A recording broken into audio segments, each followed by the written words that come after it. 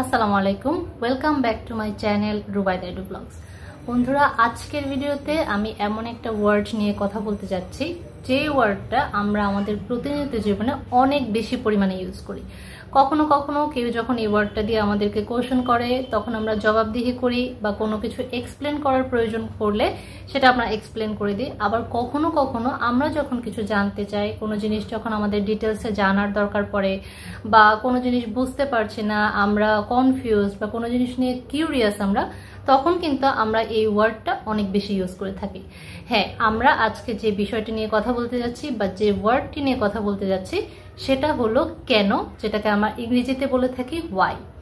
যদিও আমরা আমাদের বাস্তব জীবনে এই ওয়ার্ডটা ইউজ করে থাকি বা এই ওয়ার্ডটার আনসার করে থাকি যখন আমাদেরকে কেউ কিছু কোশ্চেন করে থাকে, তারপর আনলেস অ্যান্ড আনটিল কেউ যদি আমাদেরকে এই ওয়ার্ডটা দিয়ে কোশ্চেন না করে ততক্ষণ পর্যন্ত কিন্তু আমরা স্ব ইচ্ছায় বেশিরভাগ টাইমে দেখা যায় যে এক্সপ্লেন করি না। কিন্তু আইএলটিএস এক্সামের সাথে যদি আমি আমাদের প্রতিনিয়ত জীবনের একটা কম্পেয়ার করি তাহলে আমি বলবো এটা টোটালি দুইটা ভিন্ন জিনিস। কারণ আইএলটিএস এক্সামের ক্ষেত্রে আমরা জানি যে স্পিকিং পার্টে আমাদের 3টা পার্ট থাকে।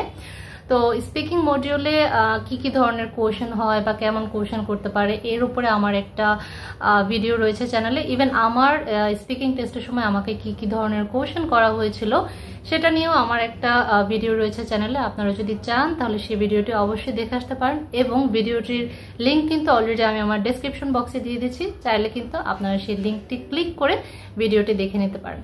তো যাই হোক, আমি যেটা বলছিলাম যে আইএলটিএস এক্সামের ক্ষেত্রে যিনি আপনার এক্সামিনার থাকবে তিনি কিন্তু কোশ্চেনের পরে এই হোয়াই ওয়ার্ডটা ইউজ করবেন না।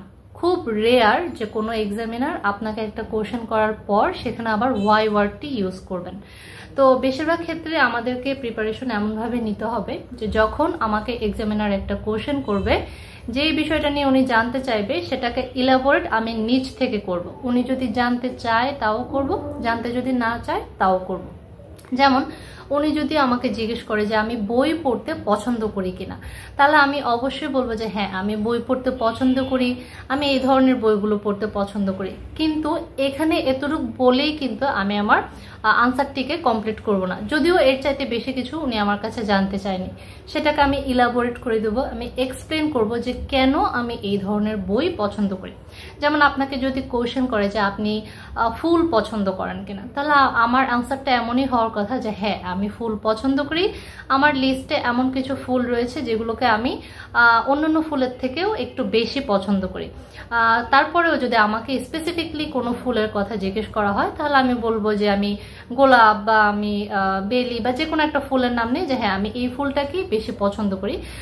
কিন্তু কেন বেশি পছন্দ করি, এই ফুলের বিশেষত্ব কি, এই ফুলটাকে পছন্দ করার পিছনে কি ধরনের পয়েন্ট রয়েছে সেগুলো কিন্তু আপনার নিজ থেকে এক্সপ্লেন করে দেওয়া উচিত। যদিও আপনাকে হয়তোবা এক্সামিনার জিজ্ঞেস করবে না যে কেন এই ফুলটা আপনি পছন্দ করেন, আপনার নিজ থেকেই যত বেশি আপনি ইলাবোরেট করে আনসার করবেন তত বেশি কিন্তু এক্সামিনার বুঝতে পারবে, এক্সামিনারের অ্যাসেস করতে সহজ হবে যে আপনার ভোকাবুলারি কেমন, আপনার ল্যাঙ্গুয়েজ স্কিল কেমন, আপনার ফ্লুয়েন্সি কেমন।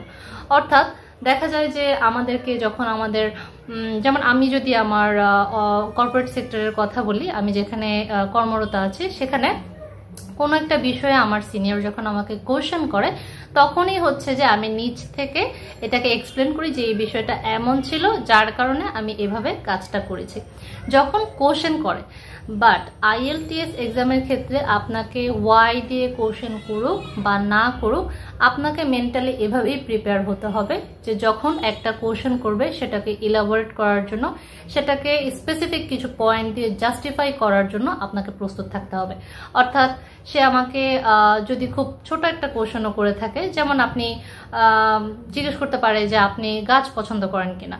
হ্যাঁ, আমি গাছ পছন্দ করি, কিন্তু কেন আপনি গাছ পছন্দ করেন বা কি ধরনের গাছ পছন্দ করেন, কোন গাছটা আপনার বেশি পছন্দ, সেটা কিন্তু আপনাকে অবশ্যই ইলাবোরেট করে দিতে হবে। এতে করে হয় কি যে হয়তো আমরা অনেক সময় মনে করতে পারি যে আমাকে যতটুকু কোশ্চেন করা হয়েছে আমি ততটুকুই আনসার করব, এটাই এনাফ। বাট আইএলটিএস এক্সামের ক্ষেত্রে অ্যাকচুয়ালি এটা এনাফ নয়। আইএলটিএস স্পিকিং টেস্টের মেইন মূল লক্ষ্যটাই হচ্ছে আমাদের যে আমাদের স্পিকিং এর ফ্লুয়েন্সি কেমন, আমরা কতক্ষণ বলতে পারি। যেমন আমি যখন স্পিকিং টেস্ট দিয়েছিলাম তো তখন আমাকে কি কি ধরনের কোশ্চেন করা হয়েছিল সেটা নিয়ে আমি একটা ভিডিও আপলোড করেছিলাম, যেটা আমি কিছুক্ষণ আগেই বললাম। তো অনেকে ওই ভিডিওতে কমেন্ট করেছিলেন যে আমি এত বড় করে কেন আনসার দিয়েছি। বাট আমার ক্ষেত্রে আমি যেটাকে সঠিক মনে করি যে এক্সামিনার যতক্ষণ না পর্যন্ত আপনাকে থামাবেন বা যতক্ষণ না পর্যন্ত আপনাকে নেক্সট কোশ্চেনের দিকে মুভ করে নিয়ে যাবেন ততক্ষণ পর্যন্ত কিন্তু আপনি আনসার করা উচিত। অর্থাৎ এক্সামিনার কিন্তু এটাই দেখে যে আপনার ফ্লুয়েন্সি কেমন, আপনি কতক্ষণ পর্যন্ত বলতে পারছেন বা আপনি কিভাবে আপনার আনসারটিকে জাস্টিফাই করে দিচ্ছেন, সেটার জন্য কিন্তু এক্সামিনার প্রস্তুত থাকেন যে আপনি কিভাবে এটাকে অ্যান্সার করছেন, গুছিয়ে বলতে পারছেন কিনা এবং উনি যে কোশ্চেনটা করেছে সেটা ভালোভাবে বুঝতে পেরেছেন কিনা। তো এগুলোর উপরে ডিপেন্ড করে কিন্তু আমাদের ব্যান্ড স্কোরটা ভালো আসবে নাকি খারাপ আসবে সেটা অনেকটাই ডিপেন্ড করে।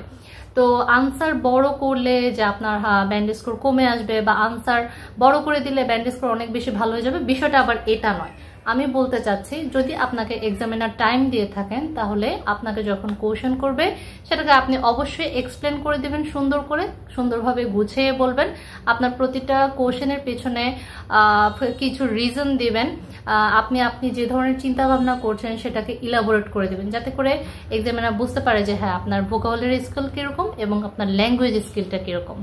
ল্যাঙ্গুয়েজ স্কিল বা ভোকাবুলারি স্কিল বলতে আমি অ্যাকচুয়ালি বোঝাচ্ছি, যেমন আমি যদি বলি যে আই লাভ রোজ বিকজ, অথবা he did this work that's why.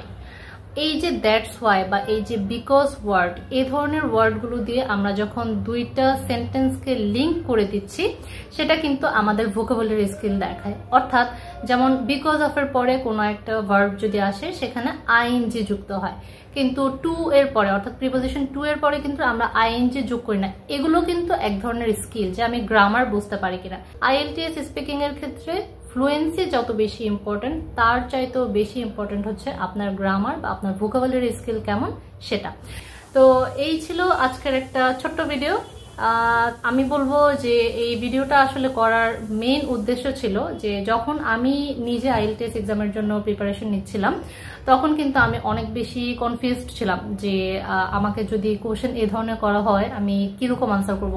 যদিও আমি আইএলটিএস এক্সামের ক্ষেত্রে বিশেষ করে স্পিকিং এর উপর অনেক বেশি জোর দিয়েছিলাম এবং এর জন্য আমি কিছু চ্যানেল ফলো করতাম, কিছু বই পড়েছিলাম। যেমন মাক্কার আইএলটিএস বইয়ের কথা আমি আপনাদেরকে বলেছি যে এটা কিছু ভার্সন অনুযায়ী আসে, যেমন জুলাই থেকে অগাস্ট বা জানুয়ারি টু মার্চ এ ধরনের কিছু সেশন হয়ে আসে বইগুলো। তো একটা প্রেডিকশনের উপর অ্যাকচুয়ালি এই বইটা করা যে কি ধরনের কোশ্চেন করতে পারে বা এই টপিকের উপর কোশ্চেন হলে পার্ট 3-তে কি ধরনের কোশ্চেন আসতে পারে, এই ধরনের প্রেডিকশনের উপর অ্যাকচুয়ালি বইটি করা। তো যদিও আমি এই বইটি পড়েছিলাম এবং কিছু ভিডিও দেখেছি, কিছু ভিডিও না বলবো যে অনেক ভিডিও আমি দেখেছি, নিজে বাসায় প্র্যাকটিস করেছি। তো কিছু কিছু জিনিসে কিন্তু আমার অনেক বেশি কনফিউশন ছিল, বাট আমি দেখলাম যে প্রত্যেকটা ভিডিওর ক্ষেত্রে যেমন আমি কিছু মক টেস্ট দেখতাম এক্সামের আগে, তো দেখতাম যে যারা এক্সামিনার ছিলেন তারা কিন্তু কখনোই ওয়াই ধরে কোশ্চেন করতেন না, কিন্তু যারা আনসার করতেন তারা দেখতাম যে আনসার করার পর অর্থাৎ মেইন পয়েন্টটাকে তুলে ধরার পরে সেটাকে আরো ইলাবোরেট করতে, যে তারা কেন এটাকে পছন্দ করে বা তারা কেন এটাকে পছন্দ করে না, বা তারা কেন এই দেশটিতে যেতে চায় বা এই দেশটিতে কেন যেতে চায় না, এই ধরনের কিছু বিষয় তারা নিচ থেকে দেখতাম এক্সপ্লেন করে। তো আমি একটা জিনিস বুঝতে পেরেছিলাম যে আইএলটিএস এক্সামের ক্ষেত্রে ইলাবোরেট করে দেওয়াটা অ্যাকচুয়ালি অর্থাৎ কোশ্চেনের যে কোশ্চেনটা করা হবে সেটার আনসারটা নিজের থেকে ইলাবোরেট করে দেওয়াটা অনেক বেশি জরুরি। সো আমি আজকের ভিডিওর মাধ্যমে এটাই বলতে চাই যে আপনাকে ওয়াই দিয়ে কোশ্চেন করুক বা না করুক অবশ্যই আপনি মেন্টালি প্রিপেয়ার থাকবেন যে আপনি যে আনসারটি করবেন সেটাকে যত বেশি ইলাবোরেট করা যায়। হ্যাঁ, তার মানে এই না যে এক্সামিনার আপনাকে একটা কোশ্চেন থেকে আরেকটা কোশ্চেনে মুভ করে নিয়ে গেছে বাট আপনি এখনো ওটা নিয়ে ভাবছেন, বিষয়টা এরকম না। আপনাকে যতটুকু সময় দেওয়া হবে ততটুকুর মধ্যে আপনি চেষ্টা করবেন আপনার কোশ্চেনটাকে এক্সপ্লেন করে দেওয়ার জন্য এবং সুন্দর করে গুছিয়ে বলার জন্য। তো এই ছিল আজকের ছোট্ট একটা ভিডিও। যদি আমার ভিডিওটি ভালো লেগে থাকে তাহলে অবশ্যই আমার চ্যানেলটিকে সাবস্ক্রাইব করবেন। Thank you all.